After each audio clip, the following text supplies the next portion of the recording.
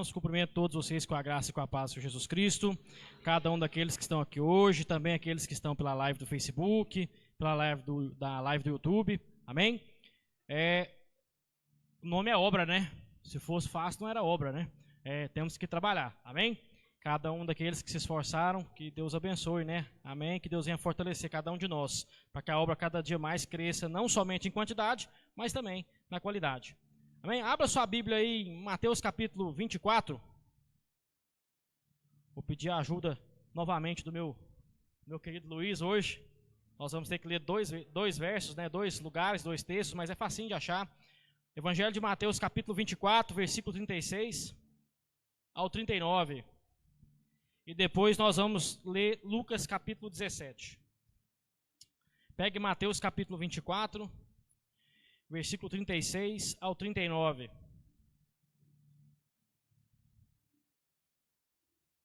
A palavra do Senhor no sermão profético de Jesus Cristo. O pastor já deu uma adiantada na palavra sobre os sinais. É interessante que eu estava conversando com o pastor esses dias para trás e propus, né, a gente pregar sobre esse tema. E parece que foi só nós decidir pregar e o pessoal do Oriente Médio riscou a bomba, né? É interessante, parece que é uma coisa assim, parece que até para falar que realmente precisamos pregar isso, né? Porque cada vez mais nós vamos ver acontecimentos assim, né? Então diz assim Mateus 24, versículo 36. Entretanto, a respeito daquele dia e hora, ninguém sabe, nem os anjos do céu, nem o Filho, senão exclusivamente o Pai.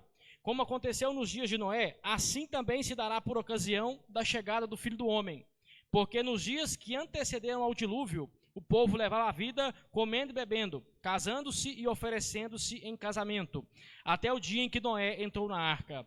E as pessoas nem notaram, até que chegou o dilúvio e levou a todos. Assim ocorrerá na vinda do Filho do Homem. Lucas 17, vamos ler do versículo 24 ao 30.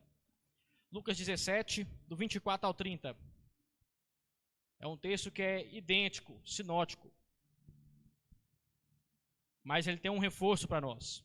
Lucas 17, do 24 ao 30, diz assim: Porquanto a chegada do Filho do Homem no seu dia será como um relâmpago, cujo esplendor da luz vai de uma a outra extremidade do céu. Antes, porém, se faz necessário que ele sofra muito e seja rejeitado por esta geração. Pois assim como aconteceu nos dias de Noé, também será nos dias do Filho do Homem. As pessoas viviam comendo, bebendo, unindo-se em matrimônio e sendo prometidas em casamento, até o dia em que Noé entrou na arca. Então sobreveio o dilúvio e os destruiu a todos. Da mesma forma ocorreu nos dias de Ló. O povo dedicava-se a comer e a beber, comprar e vender, plantar e construir. Todavia, no dia em que Ló abandonou Sodoma, choveu fogo e enxofre do céu e destruiu a todos. E acontecerá exatamente assim no dia em que o Filho do Homem for revelado. Amém? Vamos orar? Senhor Deus, nosso Pai, te consagramos essa palavra agora no teu nome, Senhor Jesus. Pai, que o teu Espírito possa agir no nosso coração, na nossa mente, nos quebrantar, Senhor, porque a tua vinda é iminente, a tua vinda é próxima, Senhor. Prepara cada um dos irmãos, cada um das irmãs, Pai Santo, para esse dia, e que nós, Pai Santo, estejamos firmes na rocha que é o Senhor, não olhando nem para a direita, nem para a esquerda, mas fixos naquele que está pendurado no Calvário. Pai, em nome de Jesus, Pai, toda distração, todo tipo, Pai Santo, de perturbação caia por terra agora, em nome de Jesus. Pai, que o Senhor Deus venha dar a graça e a vitória para nós, no seu nome nós te pedimos. Amém. Pode assentar. Meus amados irmãos, conforme na semana retrasada nós começamos a exposição, falei que seriam 2 partes. E hoje nós vamos ver a segunda parte dos sinais do fim dos tempos. A primeira, nós tratamos das hecatombes naturais. O quanto de enchentes e problemas que estão acontecendo no mundo simultaneamente, mostrando que a terra está à beira de um colapso. Jesus vai dizer que é como uma mulher que vai dar à luz de parto. Ela começa com pequenas dores, e conforme a gravidez vai avançando, ela vai sentindo mais dores, até o dia em que a criança dá à luz, que é a dor máxima. E depois vem aquela alegria de ser mãe, e a alegria de ver a criança nascer do pai. Então nós temos a figura de uma mulher que dá à luz. O nosso planeta é esta mulher. E a criança que será dada à luz é Jesus Cristo no seu retorno. Antes que Jesus retorne, essa terra, essa criação necessita passar por dores. Porque ele disse que ela tem que passar por dores. E se Deus disse, não tem como nós desdizermos. Então, a palavra do Senhor vai dizer que existem alguns sinais. E Jesus disse que tinha formas de fome, terremotos, Inundações, grandes pestes. Nós mostramos que o aumento de incidentes de pestes aumentaram nos últimos 50 anos, lá desde a crise da gripe espanhola, até chegar no ano retrasado, com o coronavírus. E eu mostrei para os irmãos várias fontes, até mesmo mundanas, que provam que a Bíblia está correta. E hoje eu quero dar um reforço, mostrando agora o outro lado, a situação do ser humano nos dias que antecedem a vinda de Jesus. Porque quando nós vemos catástrofes naturais, todos observam, falam, nossa, realmente. Mas a Bíblia deixa um segundo sinal tão importante, se não mais, que são nós próprios. Nós próprios somos um sinal. A Bíblia diz que conforme o tempo de Jesus voltar fosse se aproximando, o ser humano pioraria ao invés de melhorar. Ele diz que a maldade de muitos aumentaria, de tal maneira que o amor de muitos se esfriaria. E nós estamos vivendo isso nesse exato momento. O amor de muitos não é que vai esfriar, já esfriou. Muitos já estão longe da fé. Muitos já estão desarraigados da fé, já desistiram da fé. E Jesus está dando um aviso para nós, que o seu dia será como alguns dias que a própria palavra relata. O primeiro dia é o dia de Noé, e o segundo dia, o dia de Ló. E antes disso, ele diz que não é para eu e você ficar marcando data. Ele diz que ninguém sabe, a não ser o Pai. Os anjos não sabem. Ele, quando ele estava na terra, ele não fez questão de marcar data, para que eu e você não ficássemos preocupados. Porque se ele marca uma data, eu e você vivemos relaxadamente até beirando aquele dia, e aí nós convertemos e somos salvos. Mas ele diz, não, eu vou vir como um relâmpago.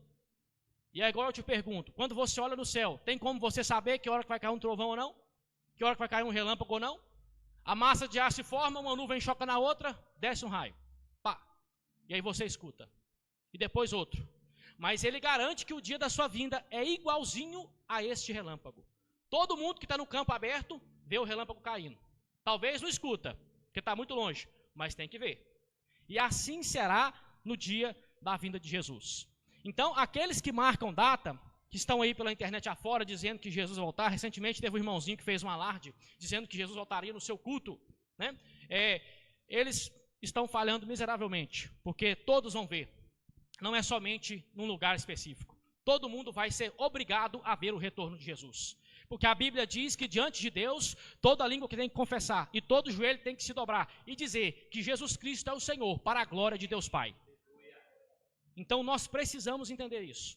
Quando você escutar alguém dizendo que ele é Jesus, que ele é reencarnação de Jesus, que ele é um espírito evoluído de Jesus, não precisa nem você escutar, pode apertar o xizinho do seu botão lá no seu telefone ou no seu computador e você não precisa nem escutar. Porque o próprio Jesus disse, ninguém sabe, a não ser o Pai que está no céu. Então, um sinal é de que haveriam falsos profetas. O outro sinal são as hecatombes. E o outro sinal, o último, é o ser humano. A palavra do Senhor diz que o ser humano seria cada vez mais mau. A prova está nesses últimos dias. A quantidade de atrocidades que o pastor narrou aqui. E ele narrou só um pequeno pedaço. Ele narrou só assim, aquilo que dá para narrar em horário nobre. Né? Ele não narrou aquilo que dá para você ficar aterrorizado. E aí agora vem a contraofensiva dos israelenses, que vai ser outra catástrofe também. Pode ter certeza, pode anotar que vai ser um morticínio. É certeza. E nós estamos vendo isso com nossos próprios olhos. E muitos não se despertam para isso. Acham que isso é uma coisa simplesmente comum. Porque desde que o mundo é mundo, o povo guerreia. Desde que o mundo é mundo, o povo se mata. Mas a palavra de Deus diz que quando começasse a se multiplicar esse tipo de acontecimento, nós precisaríamos ficar atentos. E aqui eu queria que você prestasse atenção na palavra que o Senhor diz. Ele diz assim, será como nos dias de Noé. Quem foi Noé? A maioria vai lembrar como Noé, como o cara que construiu a arca. Deus disse a ele, construa uma arca de madeira, de carvalho ou acácia. A arca representa Jesus. Estima-se que naquele tempo tem entre 800 milhões e 1 bilhão de pessoas, conforme a datação dos hebreus, seguindo a progressão geométrica. E ali diz que apenas Noé, a sua mulher, os seus 3 filhos, Sem, Cã e Jafé, e as suas 3 noras foram salvas do dilúvio. E ele diz que é como nos dias de Noé. Agora eu queria que você Preste atenção nessa fala de Jesus Cristo, porque ele diz que é como, semelhante aos dias de Noé. Então, primeira coisa, só serão salvos aqueles que estão dentro da arca. E quem é a arca? Jesus. Quem é a arca que nos salva? Aquele que foi pendurado na madeira, Jesus Cristo. Só tem como se livrar da ira que está por vir, dos acontecimentos que estão por vir, aquele que está debaixo da mão do Todo-Poderoso. É inevitável que esses acontecimentos ocorram. Eu não consigo evitar, os irmãos não vão conseguir. Somente aquele que está debaixo da cruz de Jesus é quem pode suportar o dilúvio que vai vir. Então, nós precisamos estar dentro dessa arca. A segunda coisa, Gênesis capítulo 6, versículo 5, diz que naquele tempo a maldade tinha aumentado por demais, de maneira que o próprio Deus desceria para acertar as contas com o povo. E a forma que ele escolheu foi enviar um dilúvio. E eu fico pensando como Noé era taxado como louco. Sabe por quê, meus irmãos? A Bíblia diz que ainda não tinha chovido daquele jeito. E ele começou a dizer, daqui a 100 anos vai vir uma catástrofe. E ele começou a construir a sua arca. E o povo não dava-lhe moral, não dava-lhe ouvidos. Até o dia que o Senhor disse, entre na arca, eu vou selá-la por fora e vou derramar chuva. E a palavra do Senhor diz que ele literalmente resetou a terra. Ele voltou com apenas uma família. Ele apenas deu restart na terra. E aí, a palavra de Deus diz que Deus recomeçou tudo de novo. Preste atenção, a palavra diz que será como nos dias de Noé. A Bíblia diz que naquele tempo, o povo estava em extrema maldade, malignidade, homicídio, morticínio, guerras. Pessoas, como diz lá em 2 Timóteo 3, irreconciliáveis. Eles brigam consigo e eles não conseguem mais, por conta de um assunto pequeno, viver em paz. Eles não conseguem mais, por conta de 20% de terra que o pastor narrou, viver em paz. Porque os palestinos receberam 80%, os israelenses receberam 20%.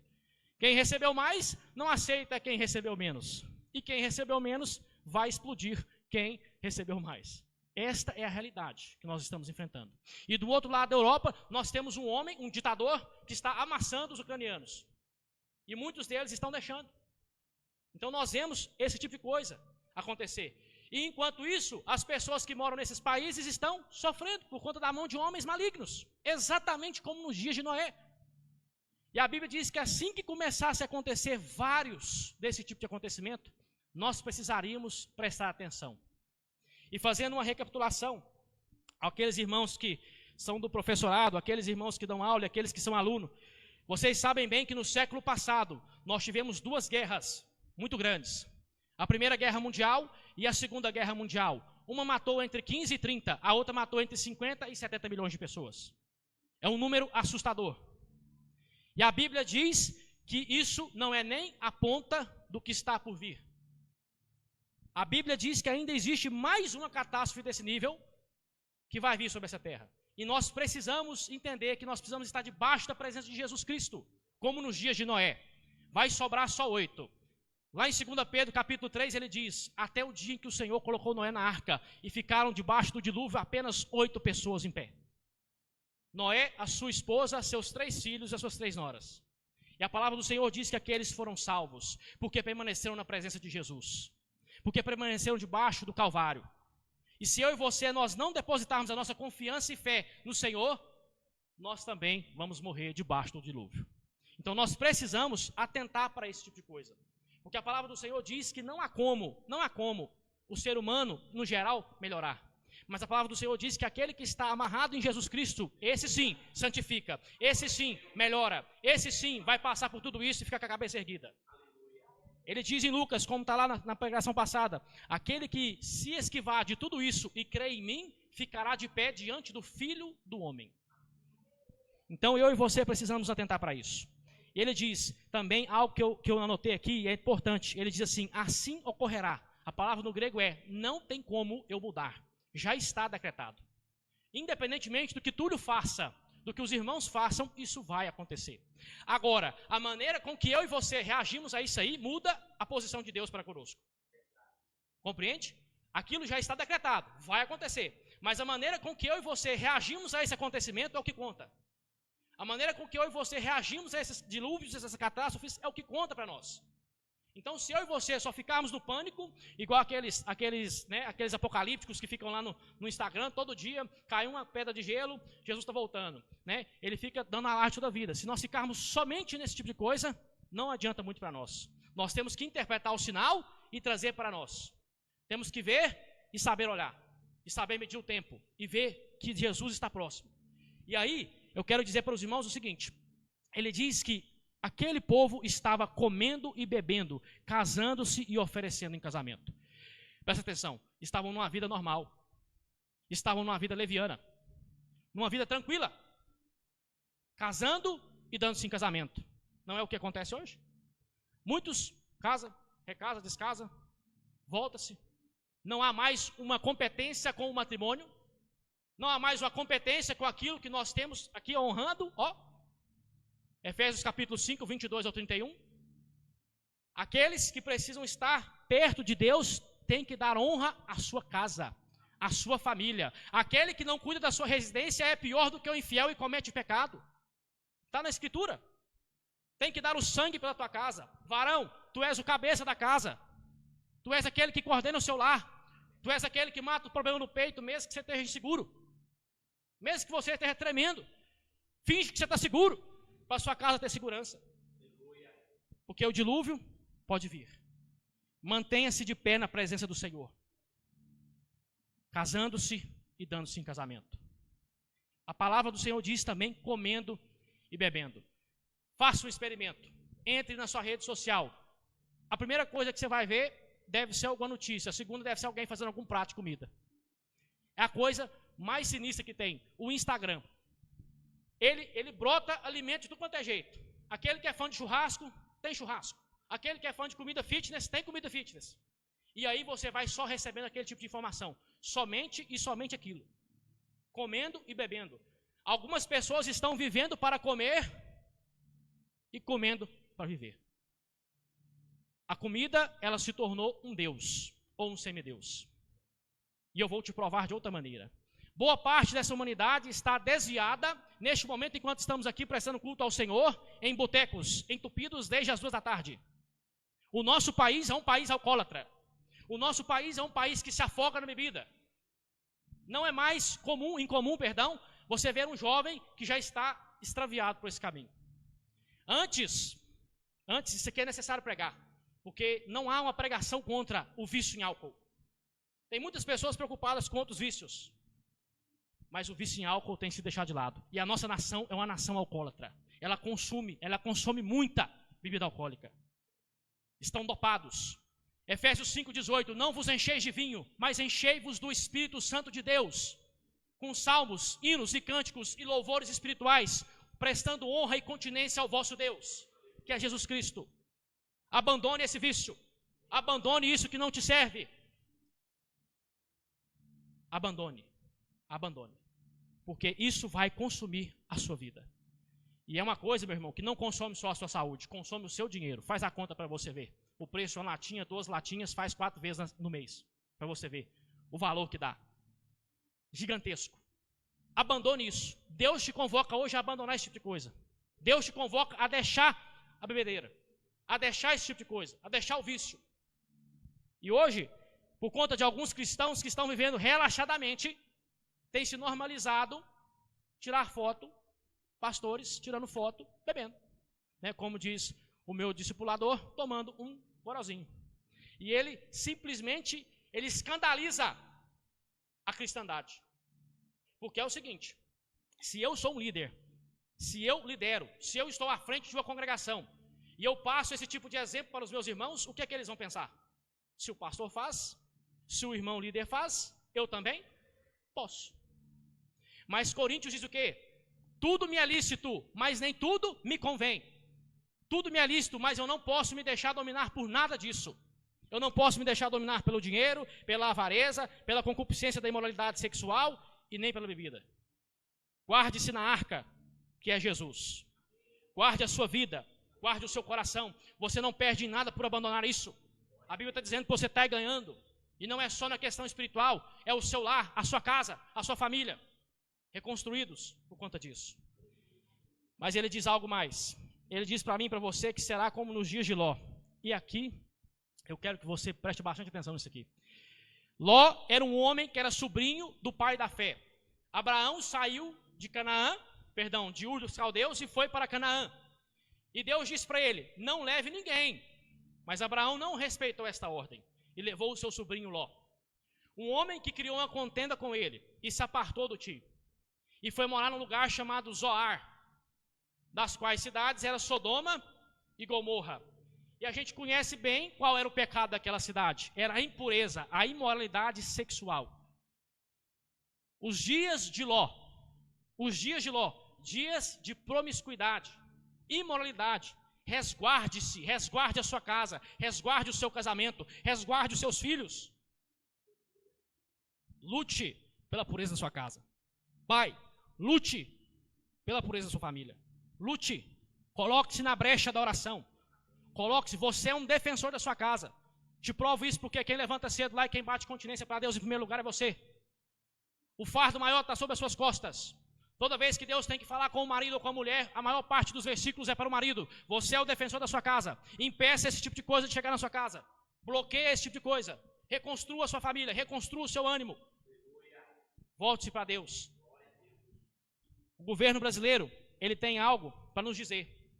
Apesar de eu não confiar muito nas estatísticas dele, porque talvez sejam meio trocado assim, mas ele diz que entre os 13 e os 24 anos, mais de 70% dos jovens estão viciados em material promíscuo. Em material que não edifica. 72%, são 7 em 10. Viciados.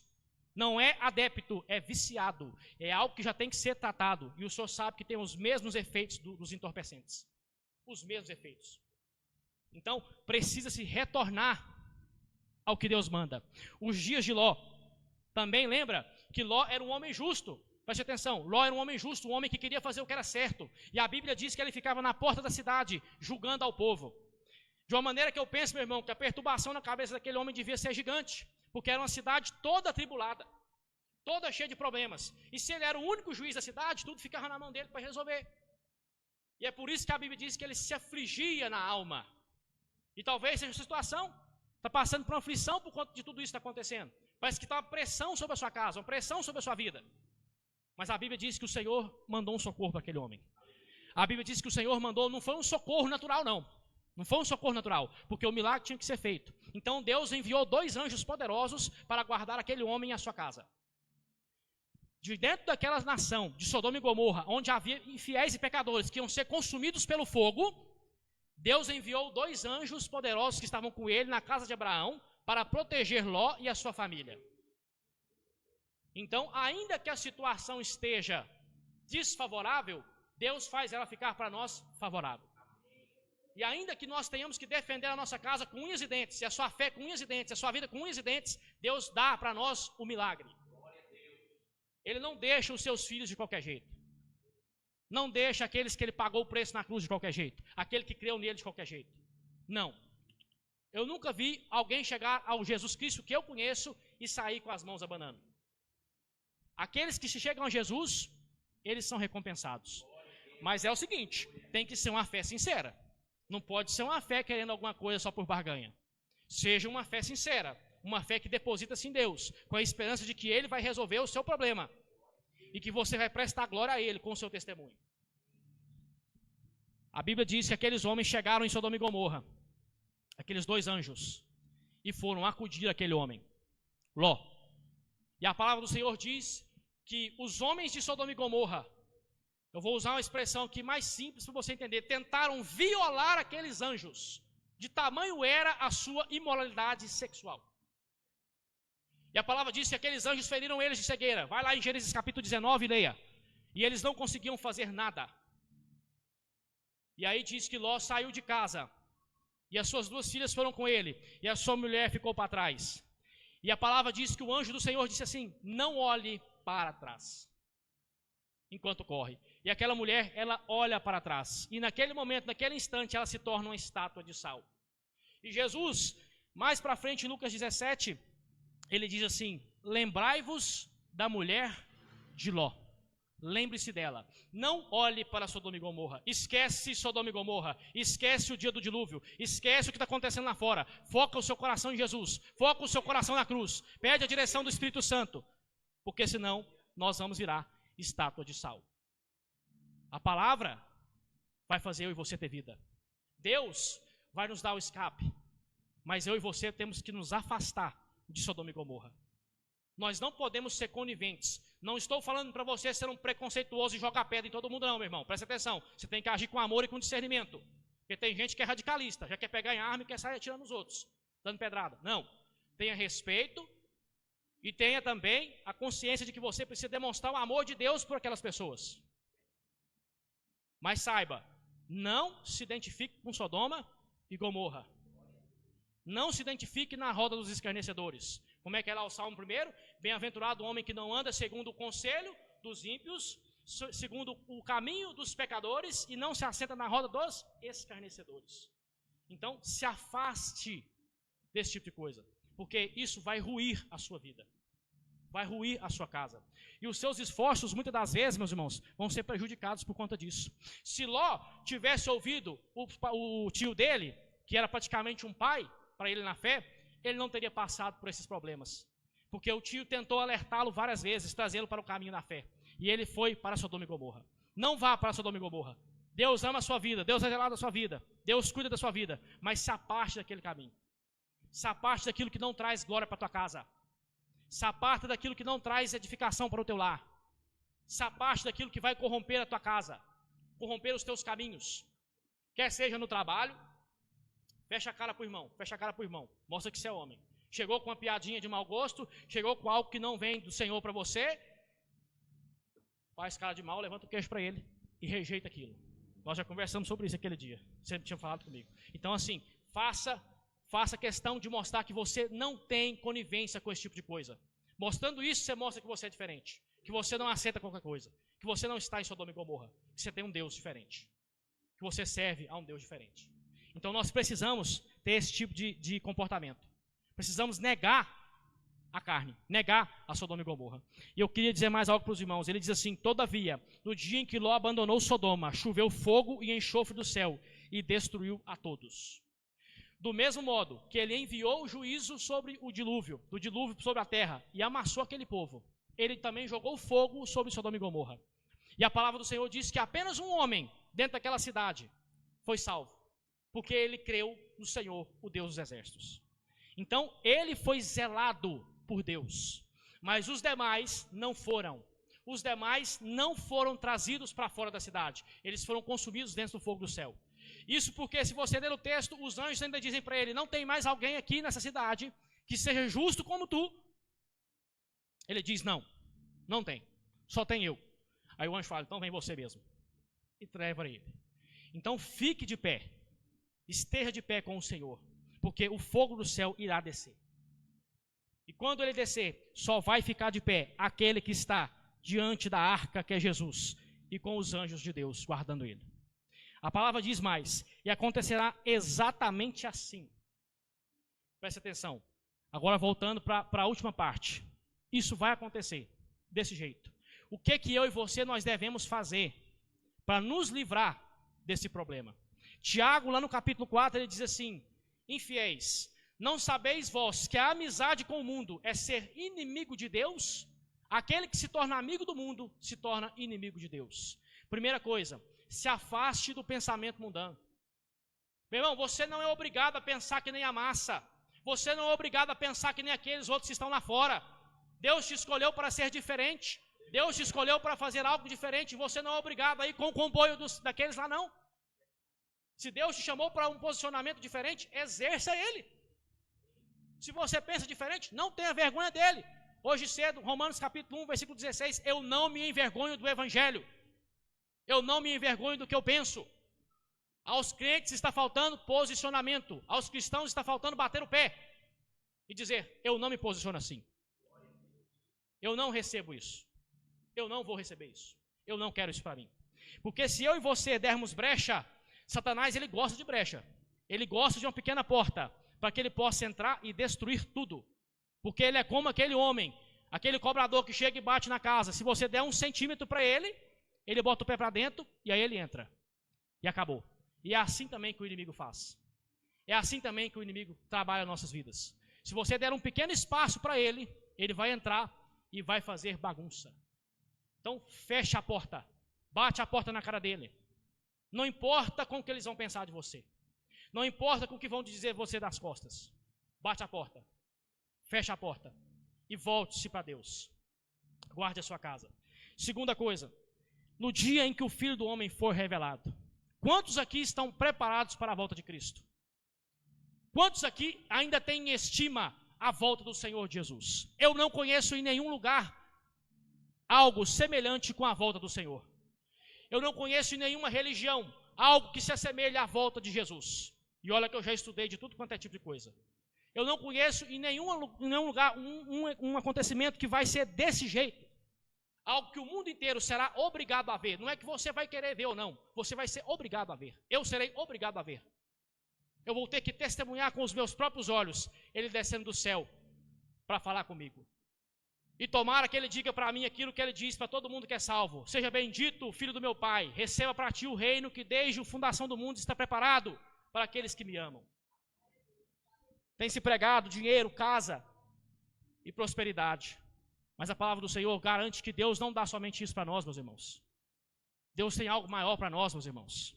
Tem a salvação, tem a graça de Deus, o perdão dos pecados, a comunhão com Jesus, a direção do Espírito Santo, o toque do amor de Deus e a presença do Pai. Isso não tem preço. Nada pode pagar isso aí. Quando você dobra os seus joelhos, você não está falando com qualquer um, com qualquer uma. Você está falando com Deus que está no céu. Ele está lá, ele é onipresente, onipotente, onisciente. Tudo pode, tudo vê e tudo sabe. Então nós precisamos entender isso, ter para nós. A igreja perdeu a noção de quem é Deus. Perdeu a noção dos atributos de Deus e da glória de Deus. De que Deus é santo, poderoso. E que Deus pode fazer infinitamente mais do que tudo que pedimos ou pensamos. No outro dia eu disse que um dos grandes inimigos dos cristãos é o seu conformismo. O que é estar conformado? Eu estou perfeitamente bem com a minha situação. Sim, pode ser que sim. E quem te colocou lá? Deus. Mas sabe quem quer que você fique lá também? No conformismo? O diabo. Porque lá no conformismo sentado, você não incomoda ninguém. Lá no conformismo sentado, você não atrapalha os planos dele. Muitas das vezes o plano do diabo é colocar você numa bolha, para que você não passe para a próxima fase, usando um jargão de jogador de videogame. Para que você não evolua. Então, veja como você procede na presença do Senhor. E, para nós encerrarmos, a palavra diz lá em 2 Timóteo 3, versículo 14 em diante, para mim e para você, algo que fica guardado na minha memória e que nós precisamos entender e estudar e saber e guardar para nós. Ele diz assim em 2 Timóteo capítulo 3, no versículo 14 em diante, ele vai falar assim: Tu, porém, quem é tu? Eu e você. Permanece naquilo que aprendeste e que foi inteirado, sabendo de quem aprendeste, e que, desde a infância, sabe a sagrada letra, que pode te tornar sábio para a salvação pela fé em Jesus Cristo. Tu procede diferente. Você que está aqui, procede diferente. Você que veio aqui adorar a Deus, ande de maneira diferente.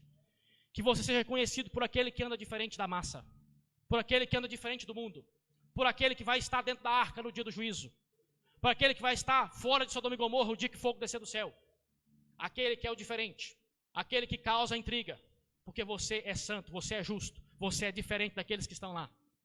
Que Deus possa guardar e você e abençoar a sua vida. Amém?